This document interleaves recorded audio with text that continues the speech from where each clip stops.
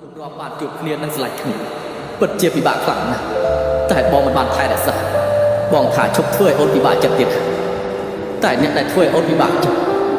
នឹងឈឺចាប់បំផុតនៅតែជាបងមិនដឹងថាត្រូវឆ្លងកាត់ប្រហែល1ឆ្នាំទៀតទើបអាចបានជួបអូនរកទៀតនោះទេភ្លៀងខ្លាំងអើបងខ្ញុំងឹតគេនឹកដល់មនុស្សម្នាក់ដែលធ្លាប់ស្រឡាញ់ម្ដេចវេលាដល់រើឲ្យនាងចាជីងទុកឲ្យខ្ញុំរស់តម្នាក់តែម្នាក់អើយពិភពលោកលេងសើចនឹងខ្ញុំឡើយ